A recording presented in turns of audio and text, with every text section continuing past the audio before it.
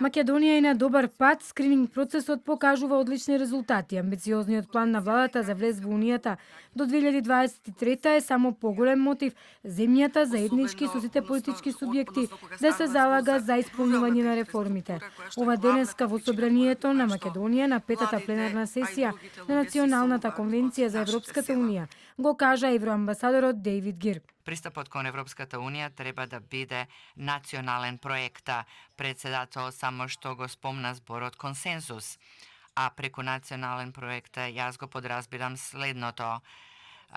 Во целиот политички спектар треба да се заложи за националните интереси и за спроведување на реформите поврзани со Европската Унија.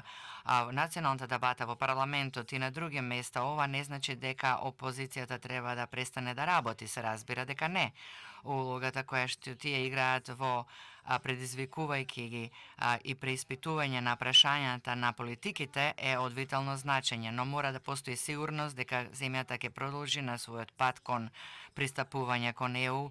Председателот Стево Пендаровски пак порача дека промените или реформите во државата не треба да ги правиме само за да ги задоволуваме европските бирократи, туку и фундаментално да ги промениме нашето општество и работата на нашите институции. Во фокусот на почетокот и на крајот од секоја реформа во правосудството треба да бидат луѓето кои работат во овие институции. Да бидам попрецизен, нам ни е потребно многу поквалитетно правничко образование на универзитетско ниво, тоа што сега го имаме, во смисла на комбинирање на теоријата и праксата во едукацијата на идните правници.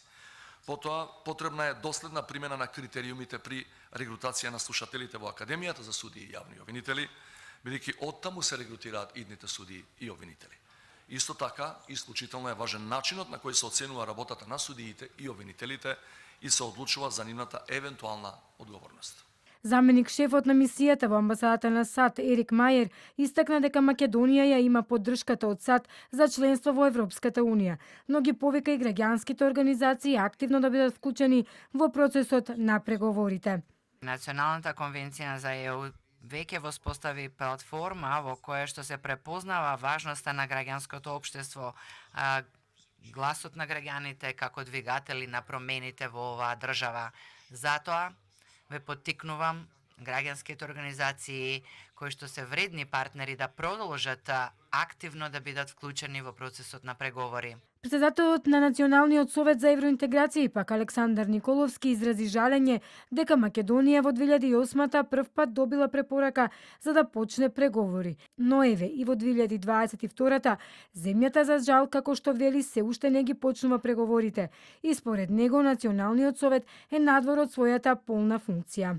Да го истакнам парадоксот во овој момент дека Националниот совет е дизајниран во 2008 година, а се уште правилно не профункционирал, што практично го оцртува целиот оној пат или целата онаа траекторија на желбата за почеток на преговори, но фактички тоа не се случува. Во 2008 година Македонија прв пат доби препорака да започне преговори, еве сме 2022 година, Македонија за жал се уште не ги почнува преговорите и практично Националниот совет е надвор од својата полна функција. Со пленарната сесија се заокружува 5-годишниот циклус од работењето на Националната конвенција, која досега на 44 одржани сесии усвои над 500 препораки и вклучи над 2000 учесници кои ги представуваа релевантните институции, граѓанските здруженија, бизнис секторот, академската средина, синдикатите и организациите на работодавачи во 5 работни групи од поглавијата за правосудството, правдата, земјоделството,